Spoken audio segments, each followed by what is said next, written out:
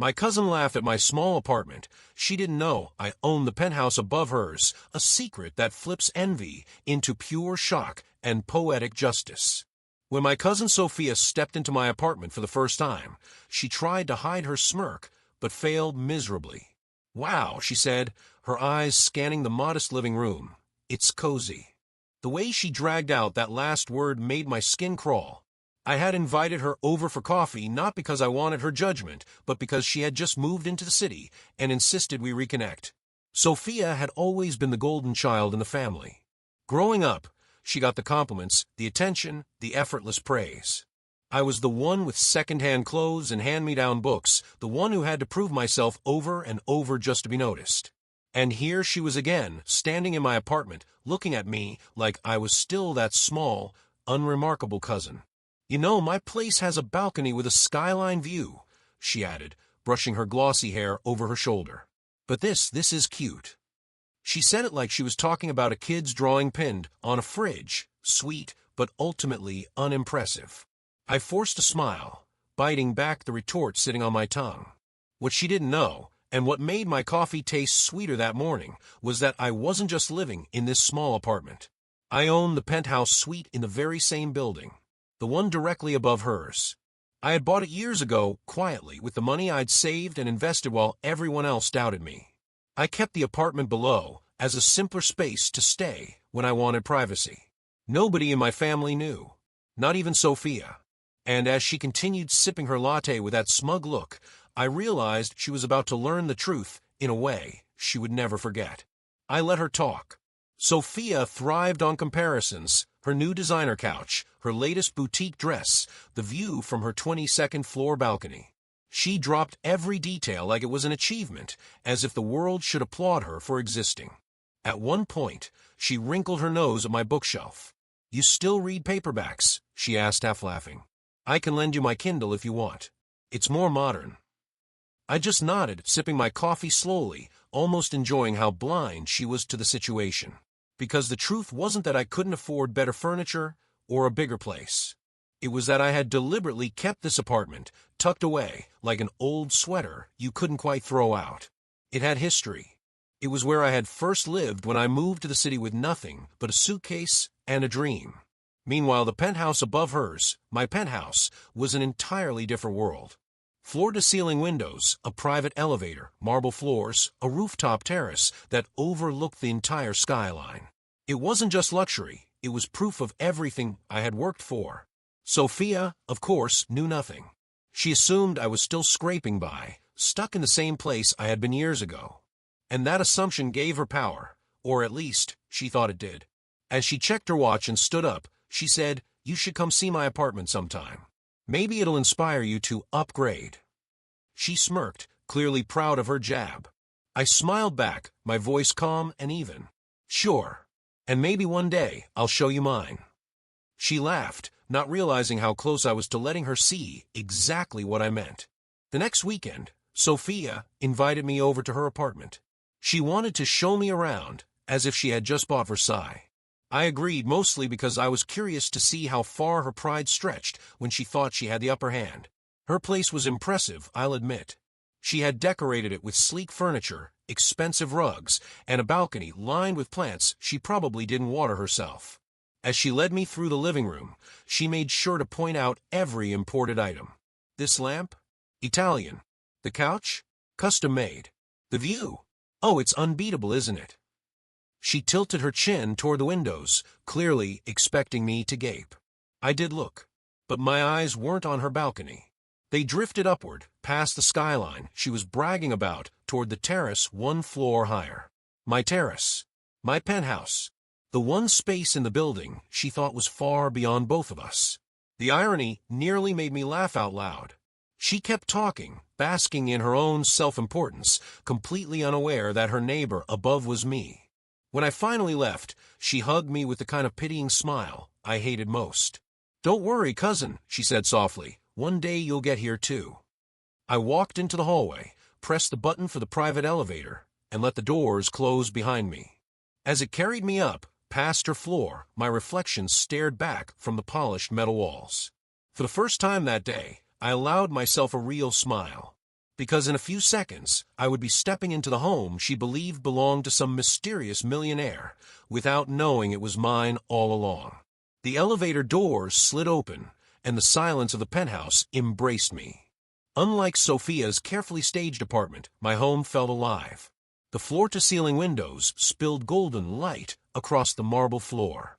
The city stretched out beneath me, a glittering ocean of lights and movement, and here I stood above it all. I set my keys on the sleek oak table by the entrance and walked barefoot through the open-plan living room. Everything was understated elegance, art pieces I had chosen for myself, bookshelves filled with first editions, furniture that wasn't just expensive but comfortable warm mine. The terrace called to me. I slid the glass doors open and stepped outside. The evening air carried the faint scent of rain, and from here I could see directly down to Sophia's balcony. She was still out there, sipping wine with her boyfriend, laughing like she had conquered the world. From her perspective, she was on top. But for mine, she was just one floor below, oblivious to how small her victory really was. I leaned on the glass railing, letting the skyline reflect in my eyes. Every inch of this space was a reminder of years of sacrifice, late nights, calculated risks, and relentless focus. Nobody had handed me this. I had built it. Sophia thought she had climbed high, but she had no idea her cousin had climbed higher. And sooner or later, she would find out. Inside, my phone buzzed with a message from her. "You should have stayed longer. I wanted to show you the wine cellar. Maybe next time." I typed back a polite reply, smiling as I glanced around my own private paradise. She had shown me her pride, her version of success. But when the time came, I would show her mine, and the view from above was always better. A few days later, Sophia brought up again. We were having brunch together at a little cafe near the building when she leaned across the table, lowering her voice as if sharing a secret. "You know," she said, stirring her cappuccino, "the penthouse above me is incredible. I've seen the owner's car, black Maserati, brand new. Whoever lives there must be ridiculously wealthy." I kept my expression neutral, though inside I wanted to laugh. She was talking about me. The Maserati parked in the private garage was mine, just like the penthouse she imagined belonged to some untouchable stranger. Sophia shook her head with a little sigh. "It's crazy, right? I wonder what kind of people live up there. Probably someone important. Not like us. Not like us." That stung a little, not because I believed it, but because she genuinely thought she was speaking from above me. To her, I was still the cousin with the tiny apartment, still the one who had never quite measured up. I just smiled and took another sip of my coffee. "Maybe one day you'll meet them," I said casually. She laughed. "If I'm lucky. Imagine getting invited up there." Her eyes sparkled with envy, the kind she would never admit out loud. What she didn't know was that the invitation was already in my hands. I could change everything with a single sentence. But not yet. Timing mattered. And I wanted the reveal to hit her like lightning. That afternoon, as I returned home, I stepped into the private elevator again, alone with my reflection. The numbers climbed past her floor, past her laughter, past her assumptions, until the doors opened to my world. Standing in the doorway of my penthouse, I realized the sweetest part of it all wasn't owning the place. It was knowing that when Sophia finally discovered the truth, she'd realize she'd been bragging beneath me all along. It happened sooner than I expected. One evening, Sophia and I returned from dinner, laughing about something trivial. As we entered the lobby, the doorman greeted me politely. "Good evening, Mr. Harris.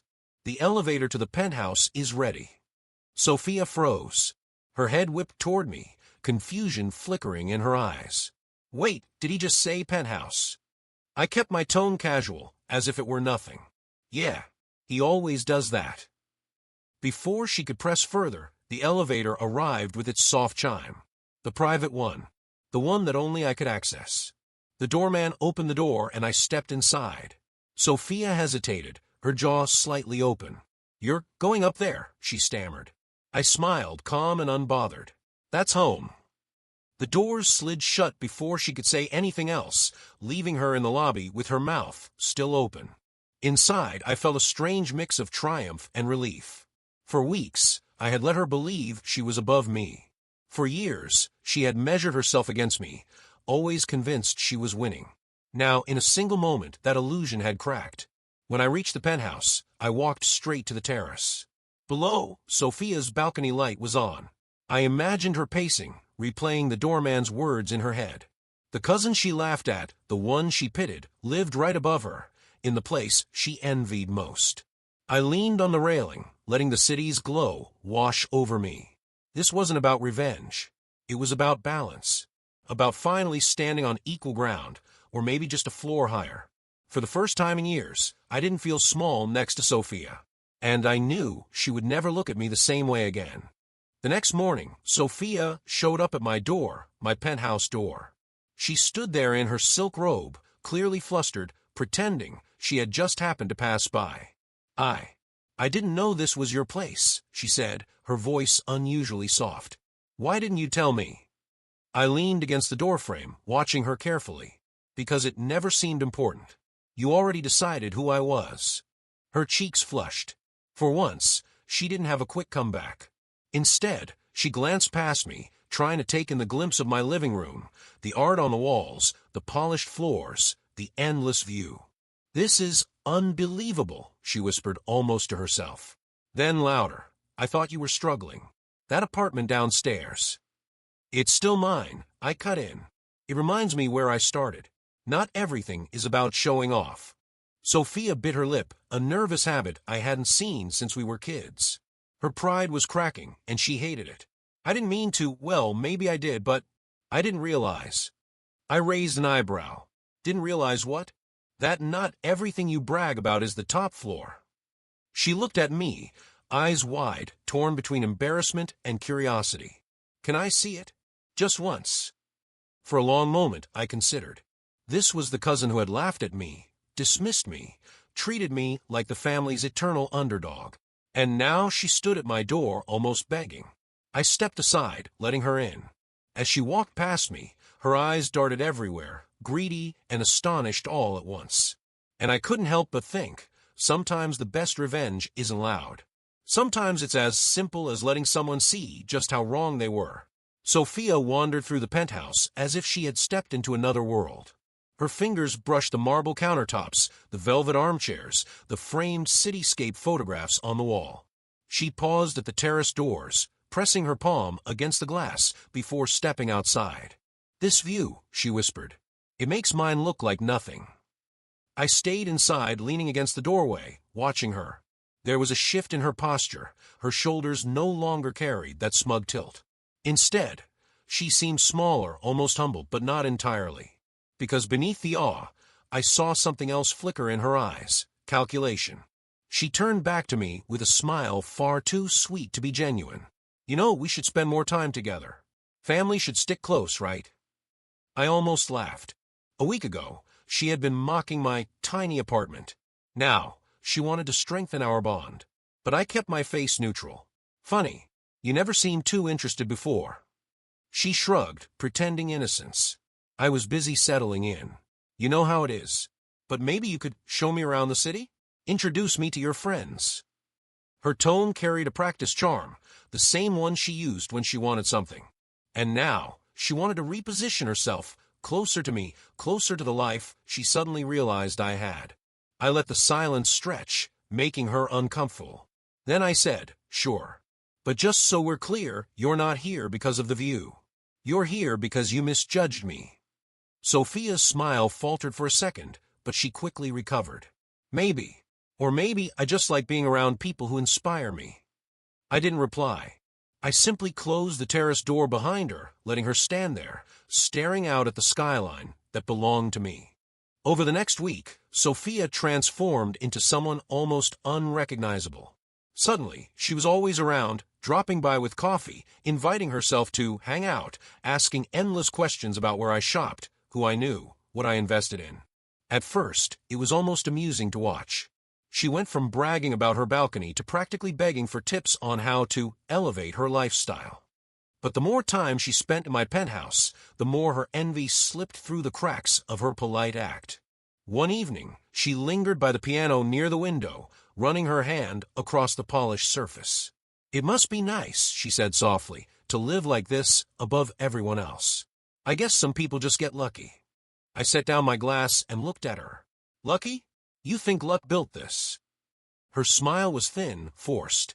Well, sure, you work hard, but still. Right place, right time. Right investments. Things most people don't get.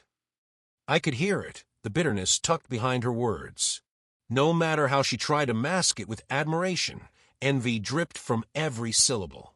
Later, as she left, she paused at the door and turned back to me. You know, it's funny, all those years everyone thought I was the one who had it all. And now, she gestured vaguely at the penthouse, her voice cracking just slightly. Now it's you. I held her gaze for a moment, calm, steady. It's always been me, Sophia. You just never cared enough to see it. She didn't reply.